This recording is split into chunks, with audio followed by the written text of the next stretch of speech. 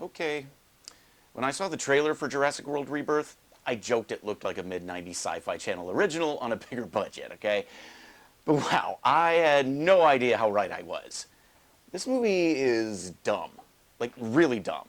I don't think David Koepp even wrote it. I think he plugged a list of cliches into ChatGPT and cashed a check. See if this sounds familiar, okay? Good-looking scientist and good-looking mercenary hire a boatload of morons to go to Deathblood Monster Island for some stupid reason, and things go horribly wrong. Now throw in a Wish.com knockoff of scenes from Jaws, Jurassic Park, and a dozen other better movies, add a baby dino named Dolores for the toy sales, turn down the general IQ of the characters to that of your average dish towel, and you've got Jurassic Park's Afterbirth.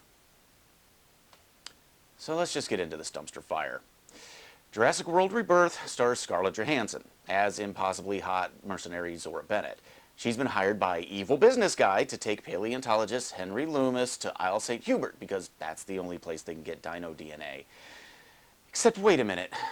Weren't there literally thousands of these things wandering the world just a few years ago? Well, apparently they got depressed from being in this crappy franchise, so they decided to die. Actually, Science Man explains it's because we've got modern bugs and plants and climate, and the dinos can't adapt. Never mind that those same plants and bugs are also on Monster Island, and InGen specifically engineered the dinos for our modern climate, but whatever.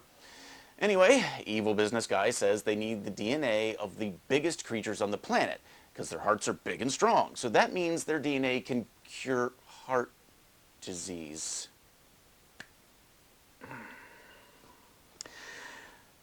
Now, even ignoring the stupidity of that assumption, I'd like to point out that blue whales are actually bigger than 2 of the 3 species they're after and are far less likely to eat you. But what do I know? So they hire Marshall Ali, whose character name I couldn't be bothered to remember, even though Johansson screams it about 50 times, to smuggle them onto the island. Now, this seems kind of pointless, since he says no one guards the place, but since hard-drinking boat captain was next on the cinematic cliché checklist, here he is. On their way to Deathblood Monster Island, they rescue Hispanic guy and his family, because shoehorning kids into a Jurassic Park movie is contractually obligated. They were on a sailing trip when a mosasaur capsized their boat. And when Ali asks what kind of idiot would bring kids into mosasaur-infected waters, he's duly chastised, because common sense is apparently a hate crime. Then they rip off the barrel fishing scene from Jaws, crash on the island, and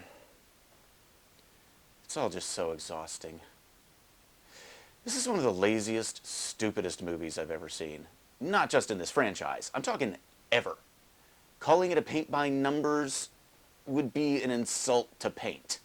From the moment you meet characters, you know which ones are disposable, and the movie disposes of them with the regularity of a metronome. People stomp and yell their way through the deadly jungle like they're trying to get eaten, and the only reason I can think of for them not to is the dinosaurs moved to the other side of the island to get some peace and quiet. And speaking of the dinosaurs, these are some of the most lifeless, weightless, and sheep-looking effects in the franchise. I know people laughed at the T-Rex sneaking up on people in the first movie, but now you've got skyscraper-sized creatures hiding in 5 feet of grass, disappearing and reappearing like Batman with an invisibility cloak, and slowing to a convenient crawl when they notice a character's plot armor is on full. They have all the weight and presence of a fart in a hurricane. At one point, the mighty T-Rex is thwarted by a rubber raft. Now, I don't know who made that thing, but if a T-Rex can't buy through it, I'm guessing the Wakandans are outsourcing vibranium. But then again, every piece of InGen tech in this movie is borderline magic. Flashlights, radios, and cars that have been abandoned in the jungle for 13 years just fire up like new, and a short-range rescue boat apparently has enough gas to traverse the wide open ocean with enough left over for a beer run. Don't even get me started on the cutesy-poo teleporting baby dino the little girl abducts, which, if you think about it for 5 seconds, she condemned to a horrible death, since we're told at the start of the movie is what happens to dinos who don't live on that island. But why use your thinky parts when you got toys to sell, am I right? You know, I remember seeing the first Jurassic Park in theaters as a kid. It was a magical, intense, intelligent film full of wonder and hard lessons about playing God.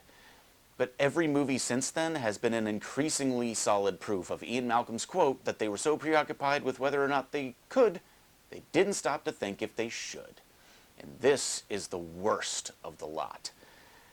It's not even a Jurassic Park movie. It's generic monster movie after a lobotomy. And I think the perfect example of that lack of intelligence is that the entire plot wouldn't have happened if the writer had noticed one thing at the very start.